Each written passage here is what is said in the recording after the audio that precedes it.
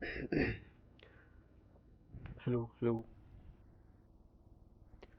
सप्रेम नमस्कार, सत श्री अकाल, आदाब एंड हेलो एवरीवन। सभी को जय हिंद और जोहार। और आप सभी का स्वागत है एक और वीडियोस में।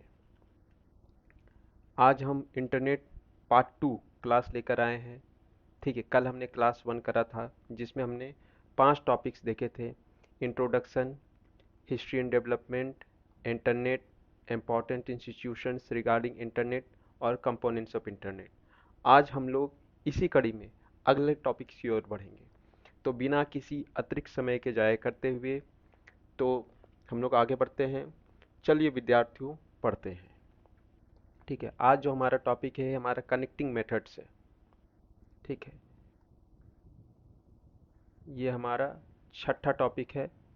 कनेक्टिंग मेथड्स मतलब विभिन्न तरह के माध्यम जिनसे इन मतलब जिनकी सहायता से हम इंटरनेट सेवा का लाभ ले सकते हैं। ठीक है, और कनेक्टिंग मेथड मतलब जुड़ने के तरीके। इसमें हमारा जो एक बात आपको हमेशा ध्यान रखना है कि बिना आईएसपी के यानी इंटरनेट सर्विस प्रोवाइडर के हम किसी भी इंटरनेट सेवा का लाभ नहीं ले सकते हैं। ठीक है, तो ये फॉरमोस्ट रिक्वायरमेंट है किसी भी इंटरनेट सर्विस का उपयोग करने के लिए। आईएसपी हमारा होगा, उसके बाद हम पर निर्भर करता है कि हम किन किन मेथडों से इंटरनेट से जुड़ना चाहते हैं। तो इसमें बेसिकली 6 से 7 मेथड्स हैं, जिसमें से हमारा जो पहला मेथड्स है वो है हमारा डायल अप लाइन का। ठीक है, डायल अप लाइन या जिसे हम लोग स्विच लाइन भी बोलते हैं। ये देखिए, ये आपका डायल अप लाइन का एक मैंने डायग्राम यहाँ पे इंटर करा है आपके सामने। ठीक है, और ये बेसिकली बहुत ही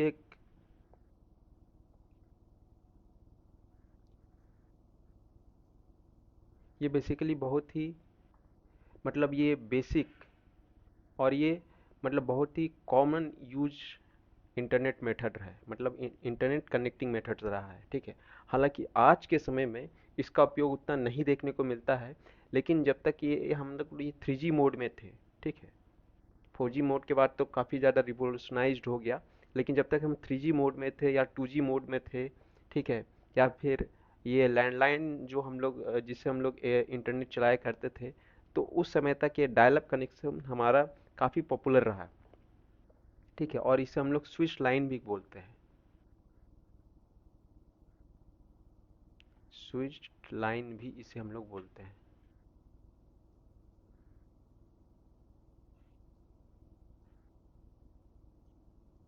ठीक है, और बेसिकली इसमें क्या होता है डायल अप लाइन में, ये आपको समझने की ज़रूरत जानने की आवश्यकता है कि इसमें टेलीफोन के माध्यम से, यहाँ पे देखिए एक फ़ोन लाइन जो यहाँ पे जुड़ा हुआ है, यानी बेसिकली इसमें टेलीफोन के माध्यम से हम लोग इंटरनेट से जुड़ते थे। ठीक है, जो हमारा ये जो लैंडलाइन हुआ करता था, ठीक है, जिसमें नंबर होते थे, फिर हम उसमें मतलब फ़ोन उठाकर रखते थे जिसे हम कहते थे। ठीक है, उसी का उपयोग इसमें बेसिकली होता था। ठीक है, डा और इसमें क्या होता था इस व्यवस्था में, जब इंटरनेट चालू रहता था, ठीक है, तो फ़ोन का प्रयोग हम लोग बातचीत के लिए नहीं कर सकते थे। जो भी यहाँ पे आपका फ़ोन लाइन है, जब तक हम लोग इंटरनेट का यूज कर रहे हैं, इंटरनेट का जब तक इसमें हम लोग इस्तेमाल करेंगे, इंटरनेट जब तक ऑन है, तब तक हम उसमें किसी भी प्रकार का कॉल की प्रक्रिया को हम लोग नहीं कर सकते हैं। ये एक समय पर ये आपको एक ही तरह की सुविधा मुहैया करवा सकता था। या तो आपको इंटरनेट देगा, सेवा देगा, या तो फिर आपको ये बात करने के लिए अलाउ करेगा। ठीक है, और इसमें क्या होता था कि इस डायल अप सर्विस में मॉडेम को टेलीफोन लाइन से जोड़ दिया जाता था। ठीक है, और इसमें बेसिकली जो सीरियल लाइन प्रोटोकॉल है, इसमें बेसिकली सीरियल लाइन प्रोटोकॉल, ये आपसे एक सवाल बन सकता है कि डायल अप लाइन में किस प्रोटोकॉल का इस्तेमाल हम लोग करते थे। तो एक होता है सीरियल लाइन प्रोटोकॉल, जिसका कि शॉर्ट फॉर्म होता है स्लिप है, लेकिन इसका जो फुल फॉर्म है सीरियल लाइन, और आईपी का हो जाएगा इंटरनेट प्रोटोकॉल। ठीक है, इंटरनेट प्रोटोकॉल, या फिर इसको हम लोग पॉइंट टू पॉइंट प्रोटोकॉल भी कहते थे।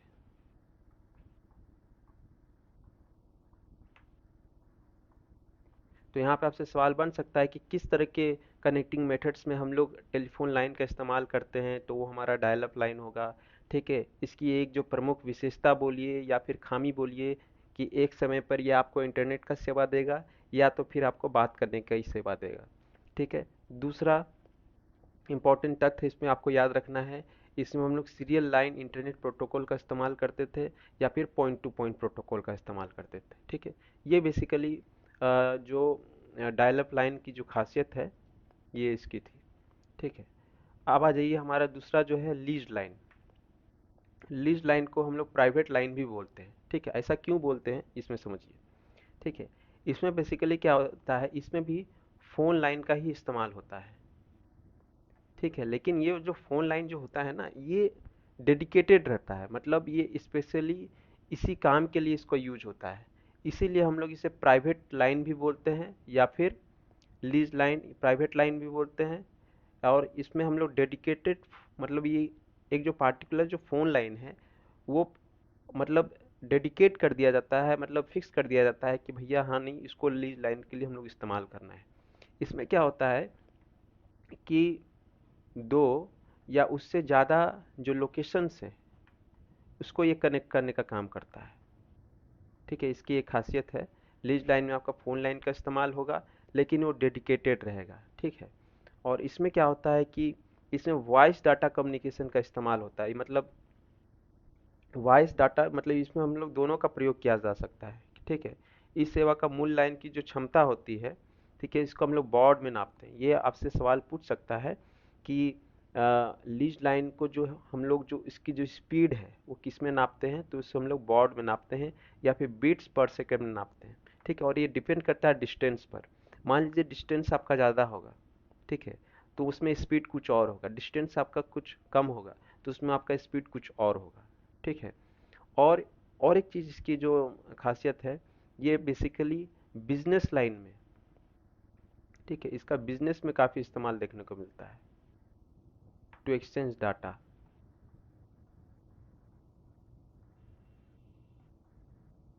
ठीक है, वो डाटा किसी भी फॉर्म में हो सकते हैं, लेकिन जनरली जो बिजनेस में लीज लाइन इंटरनेट कनेक्शन का इस्तेमाल होता है, या फिर जो हमारा जो लैन जो होता है, लैंड एरिया नेटवर्क, सॉरी माफ करिएगा, local area network, local area network में भी हमारा लीज्ड या डेडिकेटेड लाइन के द्वारा ही हम लोग उसको जोड़ते हैं। ठीक है, ये एक हमारा डायल अप लाइन हो गया, लीज लाइन हो गया। ठीक है, इसमें आपको एक अंतर आपको ये ध्यान में रखना है कि इसमें एक बार में या तो इंटरनेट का इस्तेमाल होगा या तो वो कॉल का इस्तेमाल होगा, और इसमें है कि आप एक साथ दोनों ही इस्तेमाल कर सकते हैं, वॉइस डाटा कम्युनिकेशन का इसमें इस्तेमाल हो सकता है। ठीक है, और इसकी जो स्पीड की जो क्षमता है वो हम लोग बाud में नापते हैं या फिर बिट्स पर सेकेंड में नापते हैं। तीसरा जो हमारा कनेक्टिंग मेथड है वो है हमारा आईएसडीएन। ठीक है, आईएसडीएन, इसका जो फुल फॉर्म होता है इंटीग्रेटेड सर्विसेज डिजिटल नेटवर्क। ठीक है, इसमें बेसिकली क्या होता है कि इसमें अलग अलग चैनल्स यूज होते हैं वॉइस डाटा के लिए। अब तक जो थे उसमें एक ही लाइन आपका यूज हो रहा था। ठीक है, पहला में तो था कि एक बार में आपको एक सेवा मिलेगी, दूसरा में था कि यानी लीज लाइन में था कि एक बार में आपको दोनों सेवा भी मिल सकती हैं, एक सेवा भी मिल सकती है। लेकिन तीसरा में क्या है कि वॉइस के लिए एक अलग लाइन होगा, ठीक है, मान लीजिए वन, और डाटा के लिए अलग लाइन होगा, अलग चैनल होगा। ठीक है, और ये बेसिकली ये डायल अप लाइन का इम्प्रूव वर्जन है। तो आपसे इसमें सवाल पूछ सकता है कि डायल अप लाइन का इनमें से कौन सा कनेक्टिंग मेथड जो है इम्प्रूव वर्जन है, तो वो है हमारा आईएसडीएन। ठीक है, चूंकि इसमें दो चैनल्स का इस्तेमाल होता है तो हर एक चैनल जो 64 केबीपीएस को ये सपोर्ट करता है। ठीक है, इतनी मतलब इसकी मैक्सिमम क्षमता इतनी होती है, और मतलब ज़रूरी तो नहीं है कि वो आपको मैक्सिमम स्पीड ही दे, लेकिन इतना मैक्सिमम वो देता है। और इसमें इसमें हम लोग की किसी प्रकार की मॉडेम की आवश्यकता नहीं होती है, क्योंकि इसमें जो डाटा का जो ट्रांसमिशन होता है ना वो डिजिटल रूप में होता है। ठीक है, और आईएसडीएन के मतलब द्वारा किसी नेटवर्क के एक से अधिक उपयोगकर्ता भी एक ही लाइन का प्रयोग कर इंटरनेट से जुड़ सकते हैं। ठीक है, इसमें इसकी वही बाध्यता नहीं है कि कोई खास लाइन किसी खास यूजर के लिए ही बना हुआ है, जो कि आपका डायल अप लाइन में होता था। ठीक है, मान लीजिए मेरा कोई खास नंबर है, मेरा जो टेलीफोन लाइन है वो मुझे ही सिर्फ सर्विस देगा, लेकिन आईएसडीएन में ये चीज़ें नहीं होती है। अब आ जाइए, जो चौथा है हमारा जीएसएम, यानी global system for mobile communication. देखिए ये फुल फॉर्म ना काफ़ी इंपॉर्टेंट है, मतलब जो भी चैप्टर में ये आपको मैंने हमेशा शुरू से कहा है, और अब जब तक ये कंप्यूटर क्लास होगी, जब जब ऐसे शॉर्ट एब्रीविएशन फॉर्म हमें मिलेंगे, हम लोग जरूर इस पर मतलब थोड़ा सा जोर डालेंगे कि इसको आप लोग को याद रखना है। ठीक है, आईएसडीएन का हमने जैसा पढ़ा कि इंटीग्रेटेड सर्विसेज डिजिटल नेटवर्क, ठीक उसी प्रकार जीएसएम का जो होता है वो होता है global system for mobile communication. ठीक है, और ये आज के समय में, मतलब आज के इस युग में ये सबसे कॉमन, मतलब अत्यधिक यूज किया जाने वाला, मतलब ये इंटरनेट कनेक्टिंग मेथड्स है। इवन हम में से भी कई लोग ये जो मोबाइल का जो इस्तेमाल कर रहे हैं, तो इसमें जो हम लोग नेट जो चलाते हैं, ये हम लोग जीएसएम मेथड से ही कनेक्ट करते हैं। इसमें क्या होता है कि इसमें एक जो इम्पोर्टेंट कंपोनेंट है जीएसएम मेथड का, वो है आपका सिम। मतलब सिम की इसमें मतलब कंपल्सन है, सिम होगा तभी आपको जीएसएम मेथड से हम किसी भी इंटरनेट सेवा का लाभ ले सकते हैं। और इसका भी फुल फॉर्म होता है सब्सक्राइबर आइडेंटिटी मॉड्यूल। ठीक है, और इसी तर्ज पर एक होता है सीडीएमए। इस पर आपको कई बार एक वन लाइनर डिफरेंस पूछने को मतलब पूछ दिया जाता है क्वेश्चन फॉर्म में। पहली बात तो सीडीएमए का जो फुल फॉर्म है वो है हमारा कोड डिवीजन मल्टीपल एक्सेस। ठीक है, और ये बेसिकली 3G तकनीक जब तक थी तभी तक इसका इस्तेमाल होता था। ठीक है, हालांकि अभी भी जियो का इस्तेमाल हो रहा है इसमें 4G तकनीक पर, लेकिन 5G में अभी तक ये देखने को नहीं मिला है। ठीक है, इसमें क्या होता था कि इसमें आपको जो सिम जो है, मतलब सिम की इसमें कंपल्सन नहीं होती थी, लेकिन जिस भी आप आईएसपी का इस्तेमाल कर रहे हैं, इंटरनेट सर्विस प्रोवाइडर, आपने वो डिवाइस ले लिया, तो जब तक वो डिवाइस है वो एक ही इंटरनेट सर्विस प्रोवाइडर को मतलब मतलब आपको सर्विस देगा। लेकिन जीएसएम में क्या है, ये सिम के हिसाब से आपका आईएसपी चेंज हो सकता है। आपको मन किया कि हमने अभी जियो का सिम यूज किया, तो हम जियो हमारा आईएसपी हो गया। ठीक है, एयरटेल का हम यूज कर रहे हैं, यानी हमारा जो सर्विस प्रोवाइडर एयरटेल बन गया। लेकिन सीडीएम में ऐसी चीज़ें नहीं होती है, इसमें आपको सिम होता ही नहीं है। मान लीजिए आपने जियो का सीडीएमए कनेक्शन लिया, तो आप उस डिवाइस से सिर्फ जियो का ही आप कनेक्शन आप यूज कर सकते हैं। आपने एयरटेल का इस्तेमाल किया, पहले के ज़माना में आज से 2010 2012 तक एक रिलायंस की जो एक मोबाइल आती थी जिसमें पीली रंग के बैकलाइट हुआ करता था, वो क्या था, वो सीडीएमए मोबाइल था। लेकिन जो हमारा नोकिया मोबाइल आया करता था उस समय, जिसमें वो सिम लगाते थे, वो क्या था, वो जीएसएम मोबाइल था। तो ये एक बेसिक अंतर रहा जीएसएम और सीडीएमए में। ठीक है, सीडीएमए में सिम की ज़रूरत नहीं होती है, लेकिन जीएसएम में आपको सिम की ज़रूरत होती है।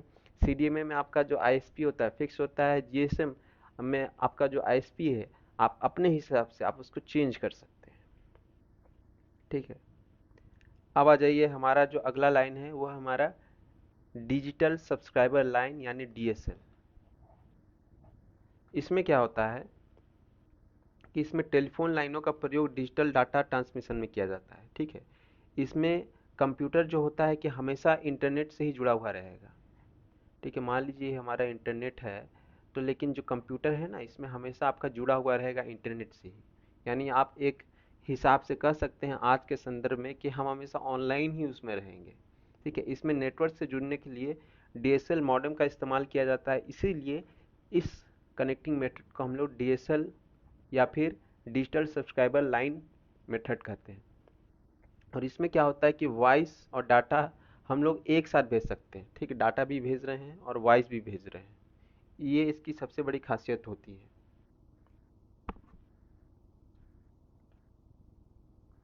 अब हमारा जो अगला जो लाइन है ये आज के डेट में काफ़ी पॉपुलर है, और मतलब ये जो सबसे जो बेस्ट गुणवत्ता का जो हमें जो स्पीड जो मिलता है इंटरनेट में, वो हमें इसी ब्रॉडबैंड के जरिए मिलता है। ठीक है। इसमें इसमें बेसिकली ट्रांसमिशन के लिए रेडियो वेव का इस्तेमाल किया जाता है।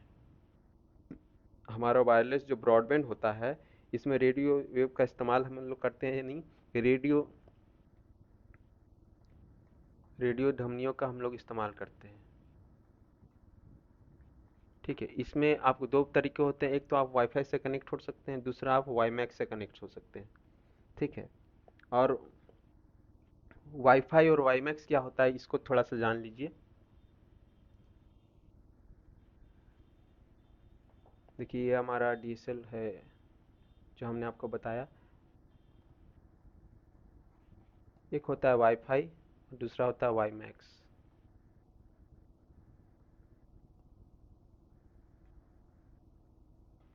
ठीक है। वाईफाई जो होता है तकनीकी द्वारा कंप्यूटर, लैपटॉप या फिर आपका जो भी स्मार्टफोन होता है, ठीक है, इसमें हम लोग मतलब वाईफाई हॉटस्पॉट के जरिए नेटवर्क से जुड़ते हैं। इसमें हमारा जो फ्रीक्वेंसी होता है वो 2.4 गीगाहर्ट्ज से लेकर 5 गीगाहर्ट्ज तक होता है। ठीक है। और इसमें जो वाईफाई जो हॉटस्पॉट जो हम लोग देते हैं, ठीक है, मोबाइल में आप देखिएगा, और आपने हॉटस्पॉट ऑन किया, आपने कंप्यूटर को इससे जोड़ दिया। ये कौन सा मेथड है, ये वाईफाई मेथड है। इसमें जो दूरी होती है वो मैक्सिमम 100 मीटर की होती है, ये मैक्सिमम मैं बता रहा हूँ। ज़रूरी नहीं है कि इतनी आपकी हमेशा होगी। ठीक है, वो डिवाइस पर निर्भर करेगा। दूसरा हमारा वाईमैक्स। वाईमैक्स क्या होता है, ये मतलब वाईफाई का ही एक ब्रॉड रूप है। इसमें जो आपकी जो दूरी होती है 50 किलोमीटर तक होती है, मतलब ये एक शहर से दूसरे शहर को भी कन मतलब मतलब कवर कर सकता है। इसका प्रयोग जनरली अलग अलग स्थानों पर क्या होता है कि हम लोग एक वाईफाई हॉटस्पॉट क्या मतलब क्रिएट करते हैं, और वो आपस में सभी आपस में जुड़े होते हैं। ठीक है। और इसी के जरिए हमारा मेट्रोपॉलिटन एरिया नेटवर्क, जिसे हम लोग मैन भी कहते हैं, ये भी हमारा इसी मतलब कनेक्टिंग मेथड से मतलब आपस में जुड़ा हुआ होता है।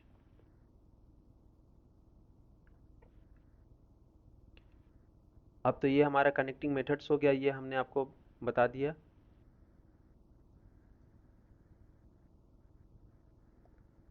अब जो हमारा जो अगला टॉपिक है वो है प्रोटोकॉल्स। हालांकि प्रोटोकॉल्स हमने पिछले क्लासेस में पढ़ा है, और काफ़ी मतलब वृहद तौर पर पढ़ा है, मतलब कंप्रिहेंसिव तौर पर आपको बताया होगा कि प्रोटोकॉल्स बेसिकली क्या है। थोड़ा सा हम लोग ऊपर ऊपर इसको रिवीजन कर लेते हैं। सेट ऑफ रूल्स, मतलब जो भी आपके रूल्स होते हैं या फिर रेगुलेशंस होते हैं नेटवर्क कम्युनिकेशन के लिए, नेटवर्क कम्युनिकेशन के लिए, या फिर बोलिए कि set of rules for internet cooperate करने के लिए, उसे हम लोग प्रोटोकॉल्स बोलते हैं। ठीक है। इसमें इसका बेसिकली एक फंक्शन होता है कि क्या डाटा शेयर करना है, कैसे शेयर करना है, और कब शेयर करना है। यानी क्या, कब और कैसे। ठीक है, ये प्रोटोकॉल्स का ये बेसिक फीचर्स होता है। ठीक है। प्रोटोकॉल्स बेसिकली बहुत तरह के होते हैं, लेकिन जो आम तौर पर जो प्रोटोकॉल्स हमारी जो इंटरनेट यूज करता है वो हमारा होता है टीसीपी आईपी। ठीक है, यानी ट्रांसफ़र कंट्रोल प्रोटोकॉल या इंटरनेट प्रोटोकॉल। इसके अलावा और भी प्रोटोकॉल होते हैं, जैसे एसएमटीपी हमने बताया था, ये ईमेल में इसका इस्तेमाल होता है। दूसरा हमारा एचटीटीपी होता है, यानी हाइपर ट्रांसफर टेक्स्ट प्रोटोकॉल। ये बेसिकली डब्ल्यू में मतलब वर्ल्ड वाइड वेब में हमें डॉक्यूमेंट एक्सचेंज करने में काम करता है। ठीक है। दूसरा होता है हमारा फाइल ट्रांसफ़र प्रोटोकॉल। ये बेसिकली फाइल का जब हमें ट्रांसफ़र करना पड़ता है, एक कंप्यूटर से दूसरे कंप्यूटर में भेज रहे हैं, तो इसके लिए हमको पहले सर्वर से कनेक्ट करना पड़ेगा, उस समय एफटीपी का इस्तेमाल होता है।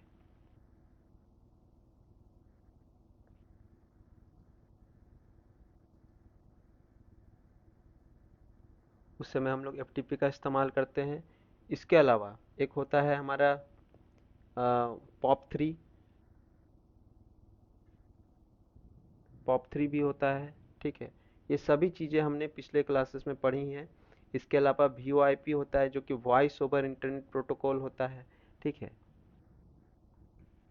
तो इस तरह के प्रोटोकॉल्स होते हैं। बेसिकली इतना याद रखना है, इंटरनेट के लिए जो भी रूल्स एंड रेगुलेशंस होते हैं उसे ही हम लोग प्रोटोकॉल बोलते हैं। और कुछ प्रोटोकॉल, जैसे ये जो 4 प्रोटोकॉल हैं, ये काफ़ी ज़्यादा यूज में होते हैं। इसमें सबसे ज़्यादा जो यूज होता है TCP/IP। ठीक है, इनके बारे आपको जान के रखना है। आप पिछले वीडियोस आप देख लीजिएगा, तो आपको इन सब चीज़ों के बारे में आपको समझ में आ जाएगा। ठीक है। अब हम लोग आगे बढ़ते हैं। हमारा जो अगला टॉपिक है इस इंटरनेट का, वो है हमारा WWW या वर्ल्ड वाइड वेब और उसकी भाषाएं यानी लैंग्वेजेस। यानी इसमें हम लोग सबसे पहले वर्ल्ड वाइड वेब के बारे में जानेंगे, और उसके बाद मतलब उसमें यूज की जाने वाली जो भाषाएं हैं उसके बारे में हम लोग जानेंगे। ठीक है, पहले तो ये देखिए, वर्ल्ड वाइड वेब को हम लोग शॉर्ट फॉर्म में WWW बोलते हैं। ठीक है, देखिएगा किसी भी वेबसाइट की शुरुआत में WWW जुड़ा होता है। ठीक है, google.com हो गया। ठीक है, WWW डॉट, मान लीजिए SBI.com हो गया, .co.in हो जाएगा। ठीक है, तो ये वही WWW है, तो इसको हम लोग WWW भी बोल सकते हैं। और इसके बारे हम लोग पढ़ेंगे। उससे पहले ये जान लीजिए कि वर्ल्ड वाइड वेब का कंसेप्ट आया कब से।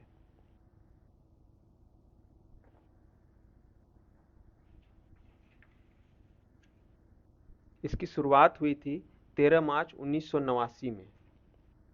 ठीक है, ये डेट इम्पॉर्टेंट है। ठीक है, कंप्यूटर में वर्ल्ड वाइड वेब की जो शुरुआत हुई थी ये 1954 में हुई थी, 13 मार्च। ये डेट आपको कंठस्थ करके रखना है। ठीक है, बेसिकली वर्ल्ड वाइड वेब का काम क्या है ये हमें जानने की ज़रूरत है।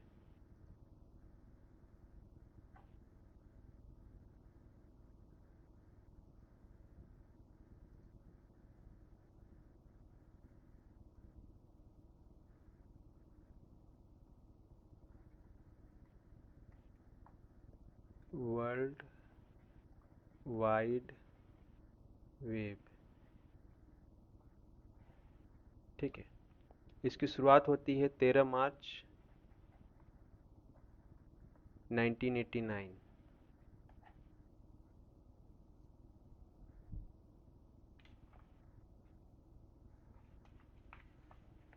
बेसिकली ये क्या है कि इंटरनेट पर हम लोग जो भी डाटा का आदान प्रदान करते हैं, ठीक है, डाटा का एक्सचेंज करते हैं,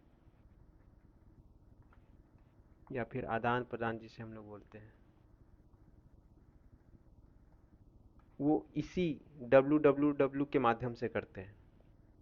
ठीक है, इसमें क्या होता है कि जो कंप्यूटर जो होता है, इसमें जो कंप्यूटर जो होता है हमारा, ये हाइपर टेक्स्ट डॉक्यूमेंट से कनेक्टेड होता है। और इसमें जो डाटा जो भी ट्रांसफ़र होता है उसके लिए हम लोग एक प्रोटोकॉल का इस्तेमाल करते हैं जिसका नाम है HTTP।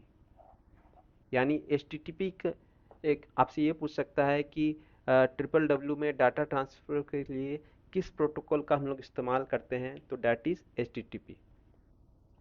ठीक है, और वर्ल्ड वाइड वेब का जो लोकप्रियता है मतलब इतना ज़्यादा है कि आप इंटरनेट बोलिए या फिर वर्ल्ड वाइड वेब बोलिए, मतलब एक ही चीज़ समझा जाता है। लेकिन इसमें कुछ अंतर हैं, कुछ मूलभूत, कुछ बेसिक डिफरेंसेस हैं जिसके बारे में हम लोग अभी हम लोग डिस्कस करेंगे कुछ देर में।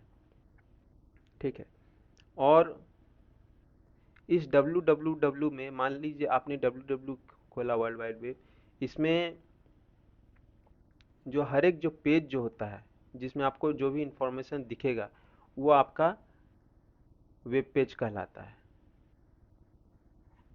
ठीक है, मान लीजिए आपने WWW कुछ भी साइट खोला, जैसे कि गूगल, मान लीजिए आपने SBI की साइट खोली। ठीक है, तो जो हर एक जो पेज दिखता जाएगा उसमें, वो सब क्या कहलाएगा, हमारा वेब पेज कहलाएगा। और जो वेरी फर्स्ट पेज जैसे ही जैसे हम लोग जो वेरी फर्स्ट पेज जो हमें दिखता है, तो उसे हम लोग क्या करते हैं, होम पेज बोलते हैं। ठीक है, वेरी फर्स्ट पेज। और इसमें क्या होता है कि एक कंप्यूटर से दूसरे कंप्यूटर में भेजने के लिए हम लोग HTTP इसमें प्रोटोकॉल का इस्तेमाल होता है। और इसके अलावा जो बेसिक जो डिफरेंस है www और इस इंटरनेट में, ठीक है, वो ये है कि सबसे पहली बात तो ये इसका फुल फॉर्म आप जानते हैं। ठीक है, ये वर्ल्ड वाइड वेब है। और यह है कि ग्लोबल नेटवर्क ऑफ नेटवर्क को हम लोग इंटरनेट बोलते हैं। ठीक है, इसमें क्या होता है कि डब्ल्यू क्या है, वो एक सेवा है इंटरनेट का। ठीक है, वो एक मतलब मान लीजिए इंटरनेट एक घर है, तो उसके अंदर एक आपको मतलब छोटा रूम है, वो मतलब छोटा रूम बोलिए या बड़ा रूम जो भी बोलिए, उस घर का हिस्सा कौन है, www है। ठीक है, www में जो भी हम लोग इंफॉर्मेशन जो भी एक्सेस करते हैं वो इंटरनेट की सहायता से ही करते हैं। और ये बेसिकली सॉफ्टवेयर बेस्ड होता है www, क्योंकि इसके लिए आपको एक सॉफ्टवेयर की आवश्यकता होती है, तभी आप किसी भी www वेबसाइट पर विजिट कर सकते हैं। लेकिन इंटरनेट जो होता है ये हार्डवेयर बेस्ड होता है, क्योंकि इसमें जब तक हार्डवेयर कंपोनेंट्स नहीं होंगे आपके पास, आप इंटरनेट से सेवा से आप लोग नहीं जुड़ सकते हैं। ठीक है, तो बेसिकली इंटरनेट का एक सबसेट होता है www। ठीक है, इसका जो प्रीवियस नाम था वो था NSF नेट। ठीक है, और इसका जो वेरी फर्स्ट नेम था इंटरनेट का वो था ARPA नेट, जो कि US डिफेंस ने इस्तेमाल किया था।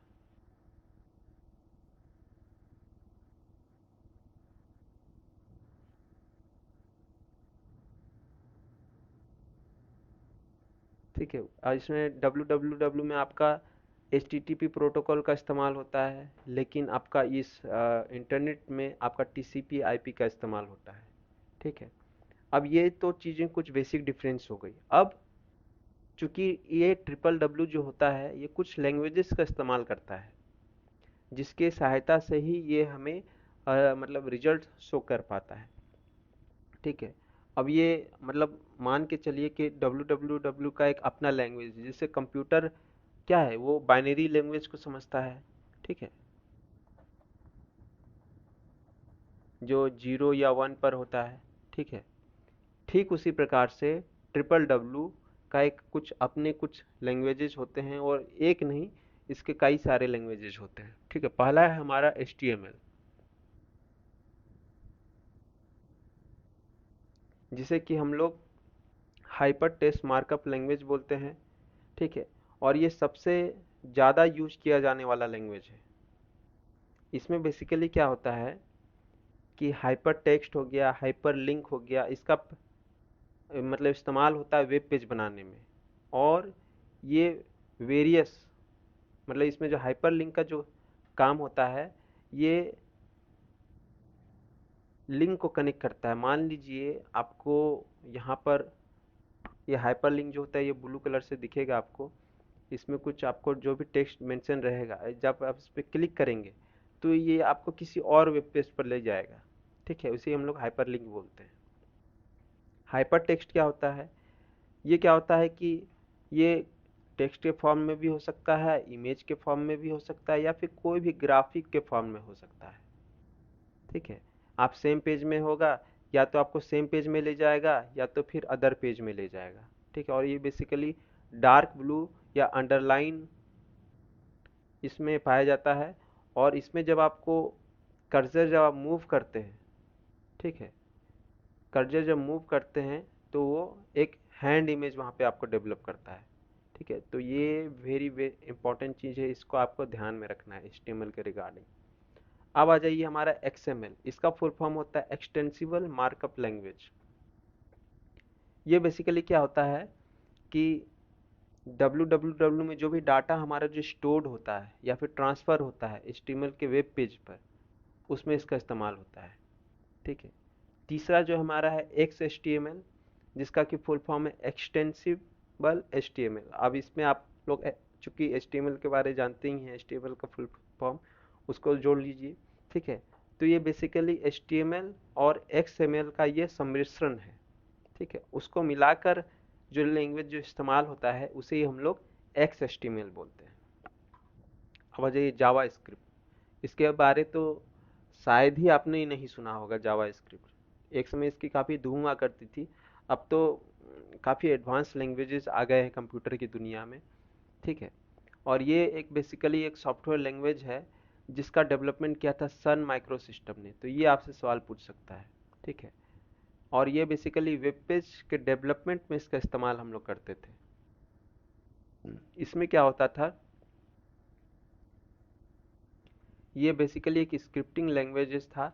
जिस जैसे कि आपका HTML है, उसमें बहुत सारे स्क्रिप्ट आपको लिखने पड़ते हैं। कोडिंग चाहिए, सिंबल चाहिए, कमांड चाहिए। लेकिन ये भी एक स्क्रिप्टिंग लैंग्वेज ही था। लेकिन इसमें मतलब राइटिंग इंस्ट्रक्शंस जो थे वो HTML के मुकाबले कम हुआ करते थे। ठीक है, अब हमारा जो अगला जो लैंग्वेज वो हमारा PHP यानी हाइपर टेक्स्ट प्री प्रोसेसर है। ठीक है, इसका जो शुरुआत में जो इसका नाम था वो था पर्सनल होम पेज। ये बेसिकली सॉफ्टवेयर लैंग्वेज होता है जो कि डायनेमिक वेब पेज के लिए इस्तेमाल होता है। मान लीजिए देखिएगा, कुछ वेब पेज जो होते हैं ना, वो जो भी आप जाइएगा उसमें इंफॉर्मेशन स्टैटिक रहेगा, मतलब वो चीज़ें बदलेंगी नहीं। लेकिन कुछ वेब पेजेस ऐसे होती हैं जिसमें कि इंफॉर्मेशन लगातार बदलती रहती है। इंफॉर्मेशन जो होता है वो अपडेटेड होते रहता है। तो उस सेंस में हम लोग PHP यानी hyper text pre processor language का इस्तेमाल करते हैं। और आज के डेट में एक और एक लैंग्वेज आ चुका है जिसका कि नाम है VRML। ठीक है, और इसका जो शुरुआत की थी, मतलब ये बेसिकली क्या होता है, ये 3D जो हमारा जो भी मतलब आप देखिएगा वर्चुअल रियलिटी का जो आजकल जो एक कंसेप्ट आया है, तो उसमें इसका हम लोग इस्तेमाल करते हैं। किसका? VRML का। ठीक है, और कुछ फैक्ट इसके बारे में याद रखना है। जैसे PHP का जो आपका जो डेवलपमेंट हुआ था वो रासमस के द्वारा हुआ था। ठीक है, ये बेसिकली फ्री सॉफ्टवेयर है और इसका हम लोग HTML में भी इस्तेमाल करते हैं। ठीक है, फेसबुक और याहू, ये दो ऐसे मतलब आप इसको वेब पेज बोलिए या जो भी बोलिए, वेबसाइट बोलिए जिसका कि इस मतलब जो तैयार किया गया है वो इसी लैंग्वेज के आधार पर किया गया है, मतलब इसी लैंग्वेज की सहायता से किया गया है। तो ये हमने पढ़ा लैंग्वेज के बारे में। उसके पहले पहले हमने पढ़ा इंटरनेट कनेक्टिंग मेथड्स के बारे में। अब हम लोग आगे बढ़ते हैं, इसमें हम लोग देखेंगे web page, website, web server और वेब एड्रेस। ये चारों चीज़ें जो हैं इंटरनेट की दुनिया में काफ़ी कॉमन होते हैं, तो इसीलिए इनके बारे में भी थोड़ा सा डिस्कस करना आवश्यक है। तो सबसे पहले हम लोग समझेंगे कि वेब सर्वर क्या होता है। ठीक है, देखिए वेब सर्वर क्या होता है ना, कंप्यूटर की दुनिया में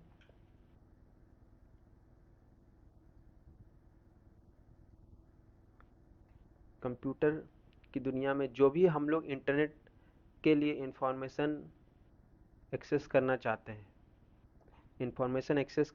हैं, वो एक बड़े सेट ऑफ कंप्यूटर में सेव होता है। ठीक है, उसे ही हम लोग सर्वर बोलते हैं। सर्वर या मतलब सर्वर का मतलब ही है कि वो एक कंप्यूटर है, लेकिन उसे आम बोलचाल भाषा में हम लोग सर्वर बोलते हैं। और ये कंप्यूटर नेटवर्क का ये बिगेस्ट कंप्यूटर होता है, या फिर आप मान के चलिए कि पावर के मामले में, कैपेसिटी के मामले में, यानी हर मामले में ये सबसे बड़ा होता है। ठीक है, और ऐसा भी नहीं है कि सिर्फ एक ही सर्वर कंप्यूटर होता है, बहुत सारे सर्वर कंप्यूटर होते हैं। क्योंकि कई बार जो डाटा होता है आपको एक सर्वर कंप्यूटर में नहीं मिल पाने के कारण वो सर्वर कंप्यूटर उस सर्वर कंप्यूटर को कनेक्ट करता है या फिर कांटेक्ट करता है जिसमें वो डाटा अवेलेबल है। फिर वो आपको मतलब मुहैया करवाता है, जिसे हम लोग क्लाइंट कंप्यूटर बोलते हैं। ठीक है, इसीलिए ना कहा जाता है कि इंटरनेट जो है वो हमारा क्लाइंट सर्वर मॉडल पर काम करता है। ठीक है, अब ये जो वेब सर्वर जो होता है, इतना हमने बताया। इसमें क्या होता है, वेब सर्वर का एक अपना IP एड्रेस होता है। ठीक है, वो 4 नंबर का सीरीज होता है जो कि 0 to 255 यानी 255 के बीच में हो सकता है। ठीक है, और इसमें हम लोग सेपरेशन के रूप में मतलब डॉट का इस्तेमाल करते हैं। ठीक है, तो आपसे ये पूछ सकते हैं, यहाँ पे एक सवाल बन सकता है कि जो आईपी एड्रेस होता है इसमें कितनी सीरीज ऑफ नंबर होते हैं, तो 4 होते हैं, और उनकी जो वैल्यू होती है वो 0 to 255 में वेरी करती है, और उनका जो सेपरेशन जो होता है हम लोग डॉट से करते हैं। ठीक है, मोस्ट पावरफुल कंप्यूटर और नेटवर्क कौन सा है, तो वो हमारा वेब सर्वर है। अब आ जाइए वेबसाइट। वेबसाइट क्या है? वेबसाइट बेसिकली क्या है कि group of web page on the same theme link together. देखिए, कोई भी जो वेबसाइट जो बनता है ना, किसी खास पर्पज के लिए बनाया जाता है। ठीक है, अब गूगल, आप मान लीजिए आप एसबीआई की वेबसाइट पे जा रहे हैं, तो उसमें एसबीआई से ही रिलेटेड आपको चीज़ें मिलेगी। आप आईआरसीटीसी की वेबसाइट पे जा रहे हैं, ठीक है, तो उसमें आपको रेलवे के रिजर्वेशन रिगार्डिंग चीज़ें ही मिलेगी उन्हें, यानी यानी उस पूरे वेबसाइट का जो एक थीम है वो एक ही संगठन से रिलेटेड रहेगा या फिर एक ही तरह के कार्य को पुनर्पादित करेगा। ठीक है, तो इसमें ग्रुप ऑफ वेब पेज मिलकर ही वेबसाइट का निर्माण करते हैं, या फिर आप कह सकते हैं कि एक वेबसाइट के अंदर कई सारे आपके वेब पेजेस पाए जाते हैं, और ये आपस में लिंक होते हैं हाइपर लिंक के द्वारा, जिसके बारे हमने कुछ देर पहले ही चर्चा करी है। ठीक है, और ये जितने भी वेब पेजेस होंगे ना, ये सभी सेम डोमेन नेम के अंदर आएंगे। ठीक है, इसमें स्लैश के बाद में चीज़ें कुछ जुड़ते जाएंगी, लेकिन इनका जो मेन डोमेन नेम होगा वो सेम होगा। ठीक है, तीसरा हो गया हमारा वेब एड्रेस। ठीक है, किसी भी वेब पेज का इंटरनेट पर जो भी एड्रेस होता है, ठीक है, वही हमारा वेब एड्रेस होता है, या फिर जिसे हम लोग यूआरएल भी कहते हैं, यानी यूनिफॉर्म रिसोर्स लोकेटर। ठीक है, और इसकी शुरुआत की थी ये, या फिर इस चीज़ का जो कंसेप्ट दिया था, क्रिएट किया था, वो था टिम बर्नर्स ली के द्वारा। ठीक है, और फर्स्ट यूआरएल जब क्रिएशन हुआ था 1991 में हुआ था। ठीक, फॉर एग्जांपल आप मान लीजिए, देखिए यहाँ पे google.com जो लिखा हुआ है, इसमें ये क्या है, HTTP, ये एक तरह का प्रोटोकॉल है, हाइपर टेक्स्ट ट्रांसफर प्रोटोकॉल। ठीक है, www तो आपको पता ही है, वर्ल्ड वाइड वेब है। ठीक है, google.com क्या है, ये डोमेन नेम है। ठीक है, और ये हमारा डायरेक्टरी है, और ये हमारा वेब पेज है। यहाँ पे चीज़ें चेंज होते रहेंगी। अब वेब पेज क्या है? वेब पेज क्या है कि किसी भी वेबसाइट के अंदर, ठीक है, किसी भी वेबसाइट के अंदर जो डॉक्यूमेंट होता है, ठीक है, वो उसे ही हम लोग वेब पेज बोलते हैं। इसमें क्या होता है कि बहुत सारे इंफॉर्मेशन आपको दिखाए जाते हैं, और वो किसी न किसी लिंक से के जरिए किसी अन्य रिसोर्स से भी वो लिंक होते हैं। ठीक है, और इसका क्रिएशन होता है HTML के द्वारा। ठीक है, फर्स्ट किसी भी वेबसाइट को जब आप विजिट करिएगा, तो यहाँ से आपको सवाल बन सकता है कि वेरी फर्स्ट पेज जो वेबसाइट का होता है उसे हम लोग क्या कहते हैं, तो उसे हम लोग होम पेज बोलते हैं। ठीक है, अब ये वेब पेज कितने प्रकार के होते हैं? 2 प्रकार के होते हैं। एक होता है स्टैटिक, जिसे नाम से ही पता चल रहा है, यानी उसमें चीज़ें नहीं बदलेंगी, यानी उसमें जो भी इंफॉर्मेशन हमें दिखाया जा चुका है उसे यूजर एडिट नहीं कर सकता है। डायनेमिक क्या होता है, ये समय के साथ चेंज किया जा सकता है। ठीक है, या खुद वो अपडेट करेगा, या फिर यूजर के पास इतनी पावर क्षमता उसमें रहती है कि वो उस वेब पेज को एडिट कर सकता है। ठीक है, तो ये हमारा हो गया वेब पेज। अब देखिए, मैं आपको इसमें थोड़ा सा और एक एग्जांपल के दिखा देता हूँ। देखिए, ये जो हमारा, ठीक है, मैंने एक पीआईबी की वेबसाइट खोली है। ठीक है, तो ये जो हमारा है, ये जो आप देख रहे हैं, ये क्या है, हमारा पूरा ये वेब एड्रेस है। ठीक है, और ये जो हमारा देखिए जो फ्रंट पेज चूंकि ये खुला हुआ है, तो ये हमारा क्या है, ये हमारा होम पेज है। ठीक है, और इसके अंदर ये जितनी भी चीज़ें हैं होम पेज हैं, और ये एक तरह का वेब पेज भी है। ठीक है, अब मान लीजिए हमने इसमें क्लिक किया, अबाउट अस में, अबाउट पीआईबी में, तो ये भी जो हमारा जो पेज जो खुलेगा, ये भी हमारा, मान लीजिए अभी तो ये नहीं खुला चूँकि इंटरनेट कनेक्शन नहीं है, लेकिन कुछ ना कुछ चीज़ें खुलती, और वो क्या होती, वो हमारी वेब पेजें होती। ठीक है, और चूँकि ये पीआईबी का वेबसाइट है, तो इसमें जितनी भी वेब पेजेज होंगी वो सारी पीआईबी से ही रिलेटेड होंगी। तो ये आपको उम्मीद करता हूँ समझ में आ गया होगा कि वेबसाइट क्या है, वेब पेज क्या है, वेब सर्वर क्या है, ठीक है, यूआरएल एड्रेस किसे कहते हैं या फिर वेब एड्रेस किसे कहते हैं। नाउ हम आगे बढ़ेंगे वेब ब्राउज़र की ओर। क्योंकि बिना वेब ब्राउज़र के आप इंटरनेट में किसी भी इंफॉर्मेशन को आप नहीं प्राप्त कर सकते हैं, ठीक है। और इसके लिए हम लोग वेब ब्राउज़र का इस्तेमाल करते हैं। ये एक सॉफ्टवेयर्स होते हैं जो कि हमें एक टूल्स का काम करते हैं, जिसके के ज़रिए हम लोग वर्ल्ड वाइड वेब को एक्सप्लोर कर सकते हैं और जिससे कि हम लोग इंफॉर्मेशन एक्सेस कर सकते हैं, ठीक है। और इसकी जो शुरुआत हुई थी 1993 में हुई थी। ये क्वेश्चन आपसे बराबर पूछा गया है दूसरे अलग अलग एग्जाम्स में कि जो वेरी फर्स्ट जो वेब ब्राउज़र था उसका नाम क्या था। उसका नाम था मोसाइक और ये फर्स्ट ग्राफिक वेब ब्राउज़र था, ठीक है।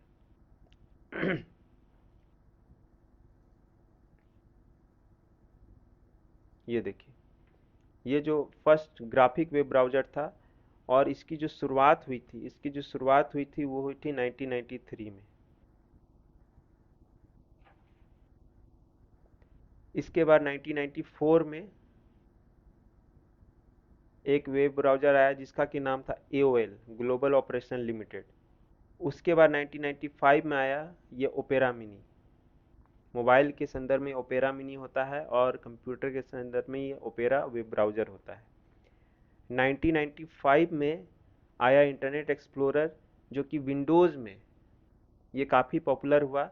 लेकिन इसमें रिगार्डिंग एक और इन्फॉर्मेशन ये है कि 2022 15 जून को ये क्लोज हो चुका है। यानी अब 15 जून 2022 के बाद जो भी विंडोज़ आए या फिर अपडेटेड विंडोज़ जो आ रहे हैं उसमें इंटरनेट एक्सप्लोरर आपको देखने को नहीं मिलेगा, ठीक है।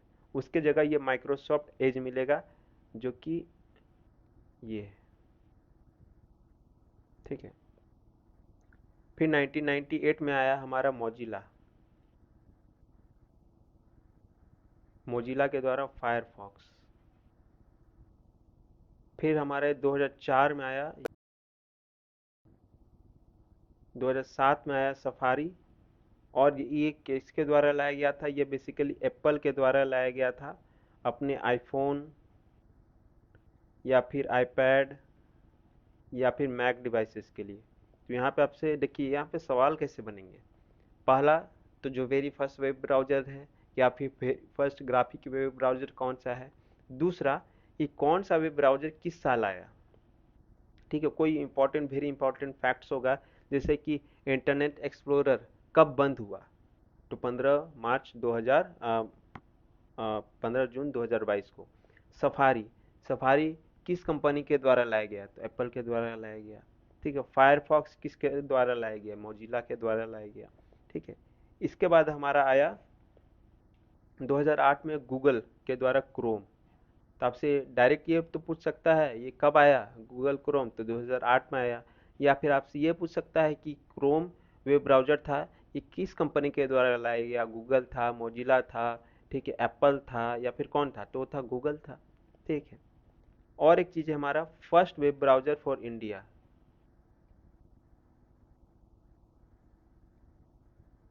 ऑफ इंडिया, और इसका नाम है एपिक प्राइवेसी ब्राउज़र, जो कि 2010 में आया। इसके अलावा जो एम एस एज जो है, अब ये पूरी तरह से रिप्लेस कर चुका है। मतलब एम एस माइक्रोसॉफ्ट एज तो पहले से भी था, लेकिन अब ये कंटिन्यू कर रहा है, ठीक है। अब जितने भी कंप्यूटर्स आपको विंडोज़ के दिखेंगे उसमें आपको इंटरनेट एक्सप्लोरर देखने को नहीं मिलेगा, लेकिन ये माइक्रोसॉफ्ट एज जरूर देखने को मिलेगा, ठीक है। जैसे कि ये जो ब्राउज़र है ये आपको माइक्रोसॉफ्ट एज है।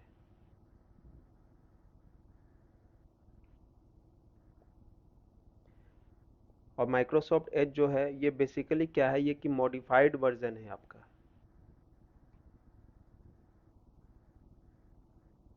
Modified version of internet explorer, जो कि 2022 में बंद हो गया, जिसकी शुरुआत कब हुई थी 1995 में, ठीक है। 1995 टू 2022, यानी लगभग मान के चलिए ये 27 साल, मतलब अच्छा कार्यकाल इसने अपना बिताया टेक्नोलॉजी की दुनिया में। अब हम लोग आगे बढ़ते हैं, हमारा जो अगला जो टॉपिक है उसका नाम है सर्च इंजन। ठीक है, सर्च इंजन क्या है इसके बारे में हम लोग जानेंगे। सर्च इंजन बेसिकली क्या है, ये एक प्रकार का टूल्स है जिसके द्वारा हम इंटरनेट पर इंफॉर्मेशन को कीवर्ड्स की सहायता से एक्सेस कर सकते हैं, प्राप्त कर सकते हैं। To find information from internet by keywords. ठीक है, और सर्च इंजन जो होते हैं ये 4 प्रकार के होते हैं, हालांकि इस पर सवाल नहीं पूछे गए हैं, लेकिन बेसिकली हम लोग थोड़ा बहुत जान लेते हैं। एक हमारा क्रॉलर होता है, दूसरा होता है हमारा डायरेक्टरी, यहाँ पे थोड़ा सा नाम गलत है, डायरेक्टरी होगा ये। तीसरा होता है हाइब्रिड, चौथा होता है मेटा।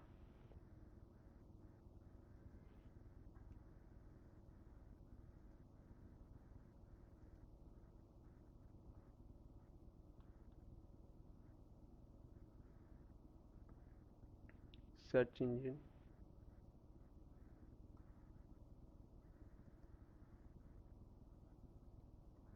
पहला जो हमने आपको बताया क्रॉलर, या इसे क्रॉलर भी बोलते हैं। ठीक है, ये बेसिकली ये क्या होता है कि इसमें जो भी चीज़ें आप सर्च करिएगा, ठीक है, सर्च करिएगा, वेबसाइट उस चीज़ को मतलब ऑटोमेटिकली इंडेक्स तैयार करेगा और उसको एक मुश्त तरीके में आपको वो मतलब रिलेवेंट रिजल्ट दिखाएगा, वो होता है क्रॉलर में। दूसरा जो होता है वो हमारा डायरेक्टरी। ये बेसिकली क्या है, ये मतलब इसमें ये ह्यूमन मतलब पावर्ड ये सर्च इंजन है, ह्यूमन पावर्ड सर्च इंजन है। इसमें बेसिकली एडिटर्स होते हैं जो कि वेबसाइट की एक डायरेक्टरी क्रिएट करते हैं और उससे चीज़ें आपको निकाल कर देते हैं। तीसरा हो गया हमारा हाइब्रिड, जिसके नाम से ही पता चल रहा है कि इसमें क्या होता है कि जो भी कंप्यूटर आम तौर पर जो अपनी सर्च एल्गोरिथम को इस्तेमाल करता है, इसमें बहुत सारे प्रकार के सर्च एल्गोरिथम का इस्तेमाल करके आपको रिजल्ट्स प्रोड्यूस किया जाता है। चौथा होता है हमारा मेटा। इसमें जो रिजल्ट जो हमें मिलते हैं ये कई सारे सर्च इंजन के मतलब रिजल्ट्स को एक लिस्ट के रूप में हमें मुहैया करवाता है, ताकि हमारा एक्यूरेसी अच्छा हो और मतलब ज़्यादा से बेहतर चीज़ें हमें मिल सके।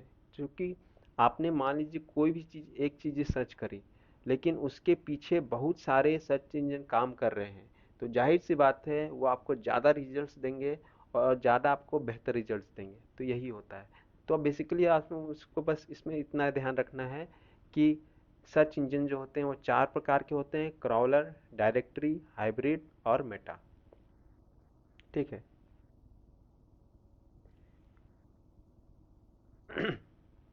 इसमें क्या होता है कि जब भी हमें कोई कीवर्ड हमने प्रेस किया, कीवर्ड उसमें डाला, यदि उस कीवर्ड से रिगार्डिंग हमें कुछ भी लिंक मतलब जो भी रिजल्ट के फॉर्म में देते हैं, तो उसे हम लोग उस प्रोसेस को बोलते हैं हिट। लेकिन कई बार कभी कभी ऐसा देखने को मिलता है कि आपने कुछ कीवर्ड डाला गूगल सर्च बार में, लेकिन उसमें वो लिख देता है कि नो रिजल्ट फाउंड, ऐसा कुछ करके वो लिखता है। इसे हम लोग बोलते हैं मिस। ठीक है। हॉटबॉट, लिकोस, एक्साइट, वेब क्राउलर, ये क्या है, ये एक प्रकार के सर्च इंजन है। तो यहाँ पे आपको सवाल ऐसे पूछ सकता है कि सर्च इंजन कितने प्रकार के होते हैं, नाम दे देगा, आइडेंटिफाई मतलब बोलिए। दूसरा कि हॉटबॉट क्या है, सर्च इंजन है, वेब ब्राउज़र है, क्या है, इस तरह के सवाल बनते हैं। ठीक है। गूगल जो सर्च इंजन है ये एक प्रोजेक्ट चला रहा है जिसका कि नाम है प्रोजेक्ट लोन। ये एक एक्स्ट्रा फैक्ट है जो करंट अफेयर में मैंने कहीं पढ़ा था, तो उसे आपके साथ शेयर कर दे रहा हूँ। ये बेसिकली क्या होता है कि ये रूरल और रिमोट एरियाज में इसका इस्तेमाल हो रहा है। ठीक है। इसमें क्या होता है कि हाई एल्टीट्यूड हीलियम बैलून्स का इस्तेमाल होता है, ये उतना इम्पोर्टेंट नहीं है। बस इतना ध्यान रखिए कि गूगल एक प्रोजेक्ट चला रहा है रूरल मतलब सुदूरवर्ती इलाके के लिए, जिसका के नाम है प्रोजेक्ट लोन। अब आ जाइए टर्म ऑपरेटर। ये इंपॉर्टेंट टॉपिक है हमारा सर्च इंजन के अंदर। टर्म ऑपरेटर क्या होता है? टर्म ऑपरेटर एक मतलब ये वर्ड का कॉम्बिनेशन है जिसके तहत जो हमारा जो सर्चिंग होता है वो काफ़ी मतलब सहज और आसान हो जाता है।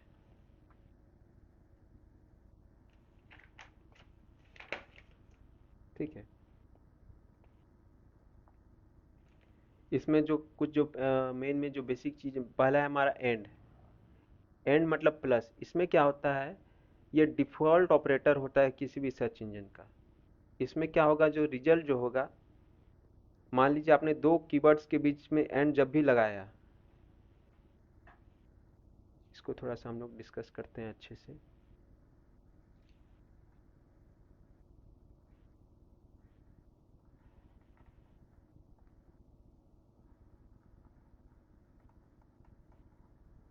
इसमें क्या होता है, जब भी दो कीवर्ड्स के बीच में हम लोग प्लस का साइन देते हैं या फिर जिसे हम लोग कि एंड ऑपरेटर बोलते हैं, तो इसमें सर्च इंजन उन सभी वेब पेज को प्रदर्शित करेगा, मतलब दिखा देगा जिसमें से दोनों कीवर्ड होंगे, लेकिन एक साथ दोनों कीवर्ड होंगे। ठीक है। और आपसे ये पूछ सकता है कि सर्च इंजन का डिफ़ॉल्ट ऑपरेटर कौन है? Default operator of search engine, तो उसका नाम है हमारा एंड या फिर प्लस। ठीक है। और नहीं, मान लीजिए कि जिसको इसको यदि हम लोग नहीं भी लगाएंगे ना, तो ये हमारा बाय डिफ़ॉल्ट ये काम करेगा। दूसरा है हमारा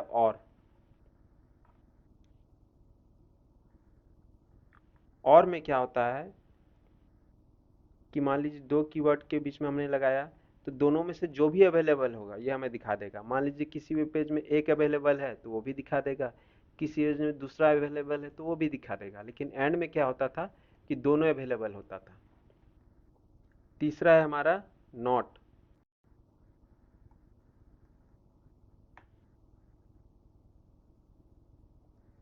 इसमें क्या होता है, जब हम किसी दो वर्ड के बीच में ये नॉट साइन देते हैं, तो इसमें क्या होगा कि वे हमें वैसे वेबसाइट पर या वैसे वेब पेज के मतलब रिजल्ट शो करेगा जिसमें पहला तो होगा लेकिन दूसरा वर्ड उसमें नहीं होगा। ठीक है। ये हमारा हो गया नॉट। और लास्ट में है हमारा फ्रेज।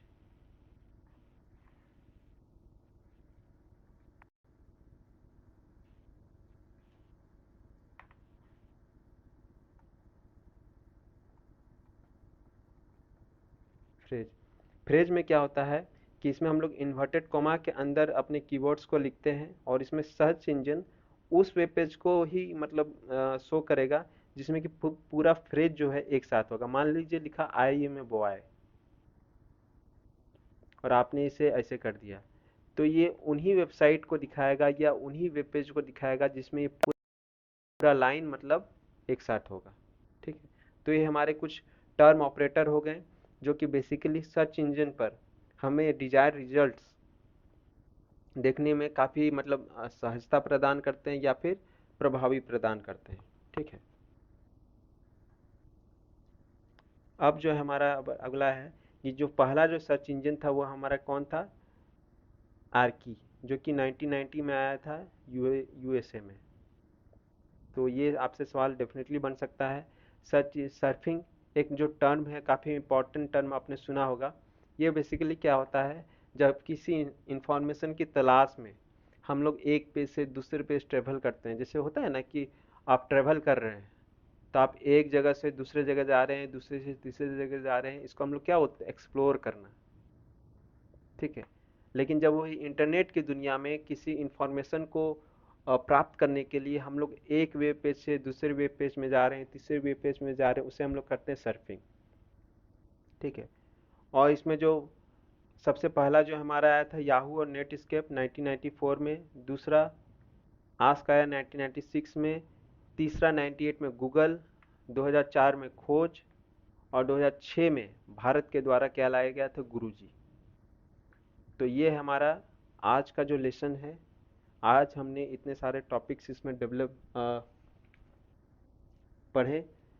कनेक्टिंग मेथड से हमने देखा, प्रोटोकॉल्स के बारे में थोड़ी हमने चर्चा करी, ट्रिपल डब्ल्यू देखा, वेब पेज देखा, वेब ब्राउज़र देखा, उसके टाइप, मतलब कौन कौन से वेब ब्राउज़र हैं हमारी कंप्यूटर्स इंटरनेट में, सर्च इंजन के बारे में पढ़ा।